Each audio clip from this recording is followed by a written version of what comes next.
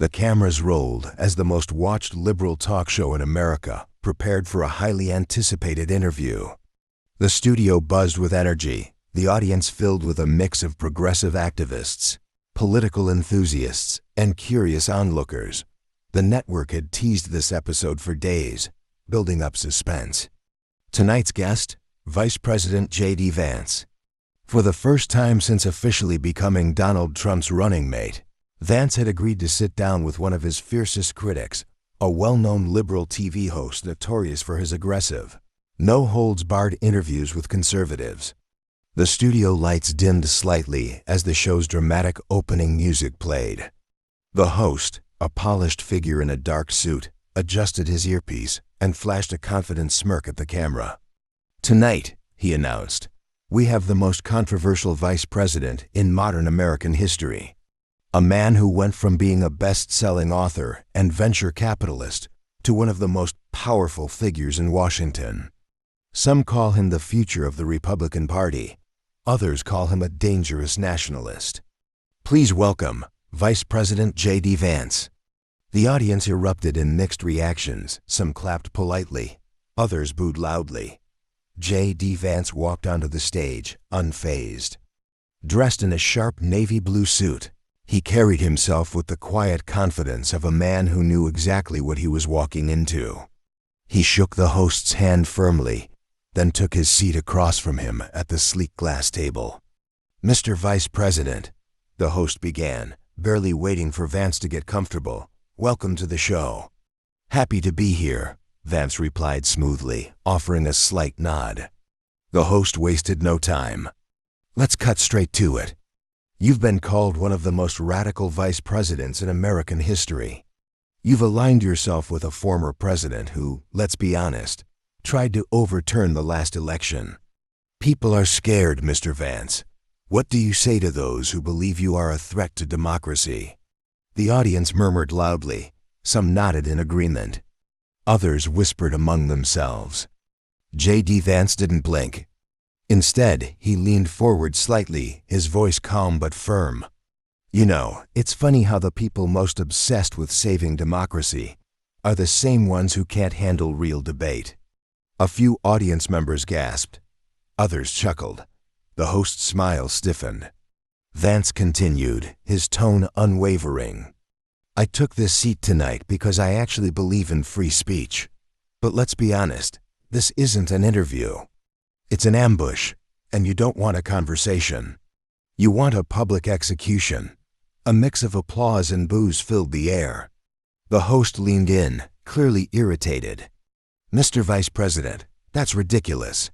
We're here to ask tough questions, not provide a platform for misinformation. Let's get to the facts." JD Vance smirked slightly, as if he had expected this. "Sure," he said, "let's talk about facts." The tension in the studio was thick enough to cut with a knife. And the real fight was just beginning. The tension in the studio was rising. The host adjusted his papers, his smirk still in place, but there was a shift in his posture. He had debated many conservatives before, but something about JD Vance was different. Vance didn't stumble, he didn't hesitate, and he didn't play defense. The host cleared his throat, forcing a chuckle. "All right, let's talk about facts. You claim this isn't an ambush, but let's be honest, your policies are extreme. You have aligned yourself with a man who, let's not forget, was impeached twice and indicted multiple times. The same man who, according to legal experts, attempted to overturn the last election. Mr. Vance, how can you stand by Donald Trump and still call yourself a defender of democracy?" The audience erupted in loud applause. Some even stood up and cheered. This was the attack they had come to see. JD Vance remained completely still. Then, after a brief pause, he exhaled slightly and tapped his fingers on the table before responding.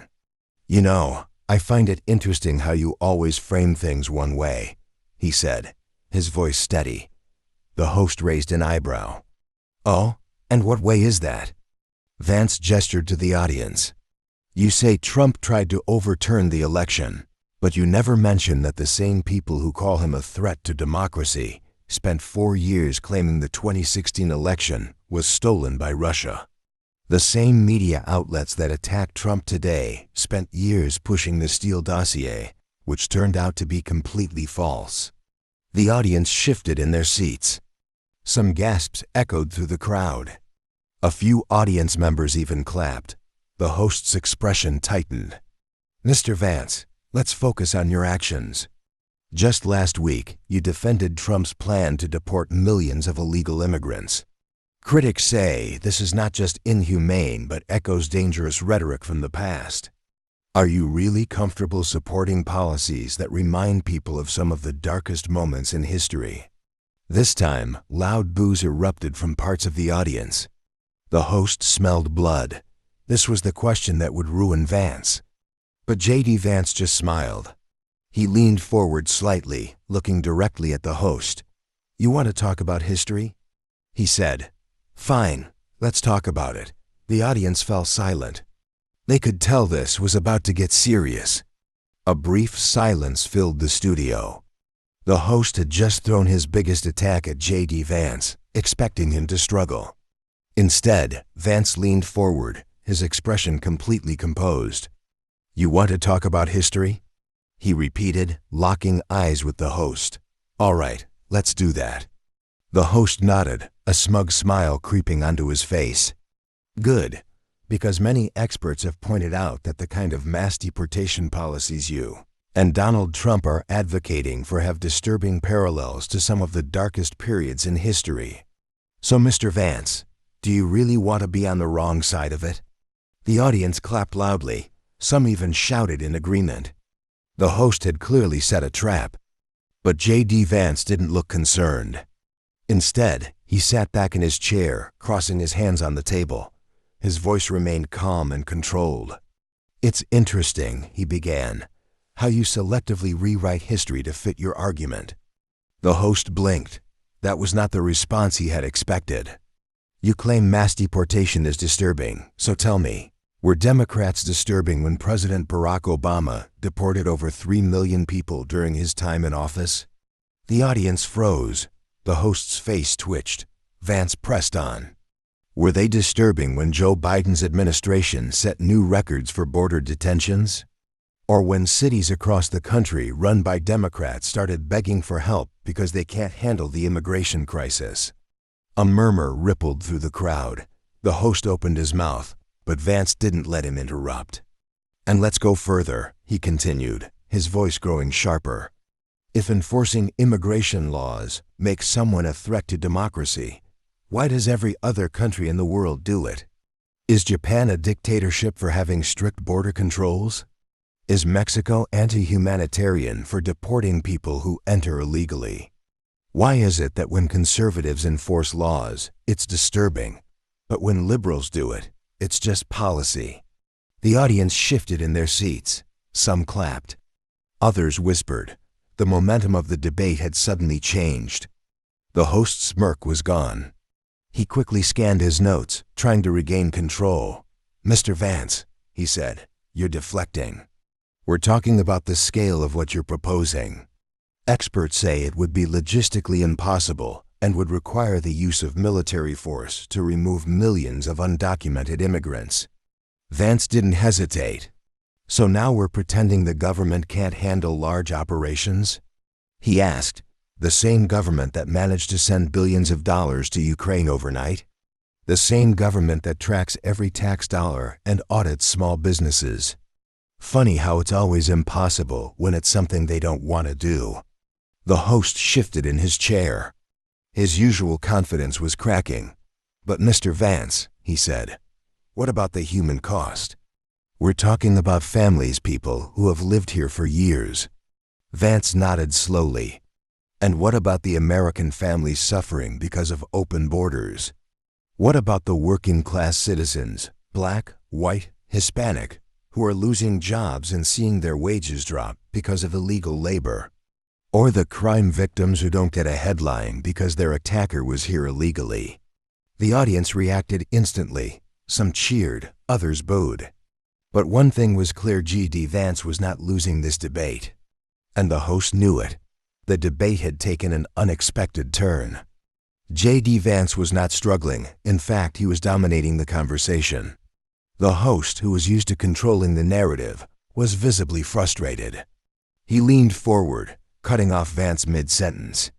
Hold on, Mr. Vance," the host interrupted, raising his hand. "You're making a lot of claims here, but let's stick to the facts. You talk about crime, wages, and the economy, but experts overwhelmingly say that immigrants contribute more to the economy than they take. Are you ignoring the facts, or do you just not like them?" The audience erupted in applause. The host leaned back in his chair, feeling as if he had regained control. But Vance simply smirked. "Interesting," he said, "that you want to stick to the facts, but only when they support your narrative."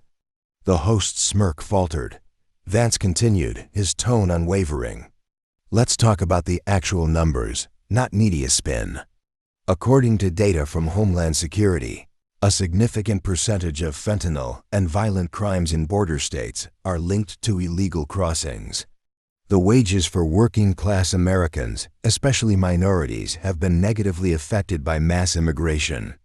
And let's not forget, even Democratic mayors in cities like New York and Chicago are now begging for help because they can't handle the crisis." The audience shifted in their seats. The energy in the room had changed. The host, now visibly annoyed, waved his hand dismissively. "Mr. Vance, you're cherry-picking data. Let's be honest, this isn't about economics or crime. This is about racism. The policies you and Donald Trump are pushing disproportionately target Latino and minority communities. That's why people are afraid of you. That's why you're controversial." The audience exploded in cheers and applause. The host looked relieved, as if he had finally found his knockout punch. But JD Vance wasn't finished. He slowly nodded, tapping his fingers on the table. Then, with a calm and cutting tone, he responded.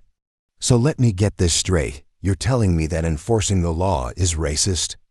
That securing the border, like every other country in the world, is suddenly white supremacy? Do you realize how insulting that is to millions of legal immigrants who came here the right way?" Some audience members clapped. Others looked unsure. The host shook his head aggressively. "You're twisting my words, Mr. Vance." Vance raised an eyebrow. "No, I'm just exposing your double standard. If securing the border is racist, then why did Barack Obama, Bill Clinton, and Joe Biden all support it? Why is it only controversial now that Donald Trump and I are enforcing it?" The audience reacted immediately. Some cheered, some booed. But the host had no response. He fumbled with his notes, looking for a way out. Seeing the opening, Vance leaned in slightly. His voice was calm, but his words were sharp. "You don't want a debate," he said. "You want a monologue. You don't like that someone is sitting across from you who won't back down." The host's face turned red. He knew he was losing control. The question now was, what would he do next? The host's frustration was visible now. His smirk was gone. His hands clenched slightly as he tried to regain control. The audience, sensing the shift, sat in complete silence. This wasn't the easy takedown they had expected. JD Vance was not backing down. The host forced a chuckle, but it was strained. "All right, Mr. Vance," he said, shifting in his chair. "You've made your points. You've dodged my questions, deflected responsibility, and blamed the media just like your boss. But let's talk about real consequences." He picked up a printed sheet of statistics and held it up. "According to multiple reports," the host continued, his voice sharp, "your administration's immigration policies will lead to mass detentions, human rights abuses, and an economic disaster. Experts say that even Republican-led states won't be able to handle the costs. How do you justify pushing a policy that will cripple the country financially and make America look like a human rights violator on the world stage?" The audience clapped loudly. The host sat back, satisfied. This was his moment. JD Vance took a breath, then slowly shook his head. "That's fascinating," he said, his voice steady. Because I don't remember you bringing up these human rights concerns. When Joe Biden's immigration policies led to record numbers of migrant children locked in overcrowded facilities. The audience stirred. A few claps echoed in the room. The host's eyes narrowed. We're not talking about Biden, we're talking about you. Vance nodded. Of course we are. Because the media never wants to talk about the policies they supported that caused this crisis in the first place. The host leaned forward, cutting him off. Are you denying that your administration's deportation plan is extreme? Are you denying that it will separate families? Vance didn't flinch. Illegal immigration already separates families, he shot back. It separates American families when parents lose jobs to illegal labor, when small towns are overwhelmed by crime, when hospitals collapse under the weight of an uncontrolled system. The audience reacted mixed cheers and boos. The host's expression tightened. He had to get Vance off balance. So you're saying these economic hardships are caused by immigrants and not the policies of your own party? That's an interesting take, Mr. Vance. Vance chuckled slightly. You love twisting words, don't you? What I'm saying is we have a responsibility to our own citizens first. And the fact that you call that extreme says everything about how disconnected the media is from reality. The host saw it, and it made him furious. You know what, Mr. Vance? He said, his voice growing sharper. You can talk about responsibility all you want, but at the end of the day, you and Donald Trump are pushing a policy that many Americans find dangerous, cruel, and un-American. That's why people fear you. That's why they see you as a threat. Loud applause. The host leaned back, arms crossed. He had thrown everything at Vance now. He expected a stumble, a hesitation. But JD Vance, he just smirked. People fear me? He repeated. Or is it just people like you? The audience gasped. The host's expression hardened. The interview was far from over. The air in the studio was thick with tension. JD Vance's last comment had hit a nerve. The host sat up straighter, his face hardening. People like me? He repeated, his voice sharper now. Mr. Vance, let's not play games. This isn't about me. This is about you and the man you work for, the man who has spent the last decade dividing this country. The audience clapped loudly. The host had found his next attack. You sit here, defending Donald Trump like he's some great leader, he continued, his voice growing louder. But let's be honest. Trump is a man who has lied, been indicted, tried to overturn an election, and now wants to return to power at any cost. And you are his right-hand man, his enabler. So tell me, Mr. Vance, what does that make you? The crowd erupted. Some cheered, some booed. But the energy in the room had shifted again. JD Vance nodded slowly. He took a moment before answering, his voice calm but deliberate. You know what's funny? He asked. You call me an enabler. But you and your network have spent years enabling corrupt politicians who failed the American people. The host rolled his eyes. Oh, here we go again. Blame the media. Vance ignored him. You call Trump dangerous, but you praised Joe Biden when he campaigned from his basement and refused to answer hard questions. You call Trump a divider, but you ignored it when Democrats labeled half the country as extremists. You call him a liar, but you spent years covering for the most dishonest administration in history. The host's jaw tightened. Are you saying Donald Trump never lied? Vance shrugged. I'm saying every politician lies. The difference is, Trump's lies didn't bankrupt the middle class or start new wars. The audience reacted instantly. Some clapped. Some gasped. Others muttered among themselves. The host leaned forward, his voice now aggressive. Do you really think Donald Trump cares about working-class Americans? He snapped. This is a man who lives in a golden tower, has been accused of corruption, and has more scandals than any president in history. And yet, you sit here and defend him. Why? JD Vance let the question hang for a moment. Then he leaned in. Because unlike the people you defend, Donald Trump actually did something for this country. The audience exploded. Cheers, boos, loud reactions from every corner of the room. The host was visibly furious now. He pointed a finger at Vance. "So you're saying a man who was impeached twice, indicted multiple times, and tried to stay in power illegally is someone worth defending?" Vance raised an eyebrow. "You mean like Hillary Clinton, who still claims she won in 2016? Or Joe Biden, whose DOJ is prosecuting his political enemies? Funny how threats to democracy only exist when it's someone you don't like." The host's face turned red. He knew he was losing control again, but this time he wasn't going to let it happen. He clenched his jaw, gripping his papers tighter.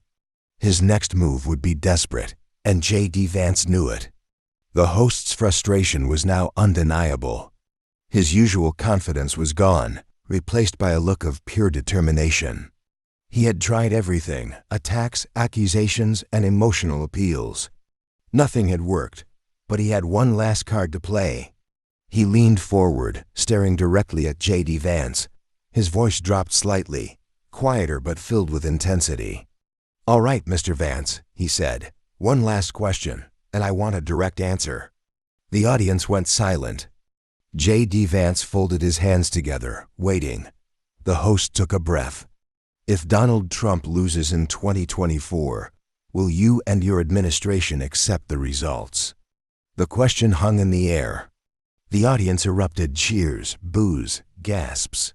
The host smirked slightly, as if he had finally backed Vance into a corner, but JD Vance didn't react. He waited for the noise to settle. Then, in a voice that was calm, measured, and unwavering, he answered, "We will accept the results of a fair election. The real question is, will you?" The audience exploded. The host's smirk vanished. He opened his mouth, but nothing came out. The camera zoomed in on Vance. His expression was calm, controlled, and completely unshaken. And before the host could find the words to respond, the screen cut to black. JD Vance just faced one of the toughest interviews of his career, but did he win the debate? What do you think about his final response? Let us know in the comments. And if you want to see more powerful moments like this, make sure to hit that like button and subscribe right now. Turn on notifications so you never miss a video. The truth needs to be heard. Be part of the conversation today.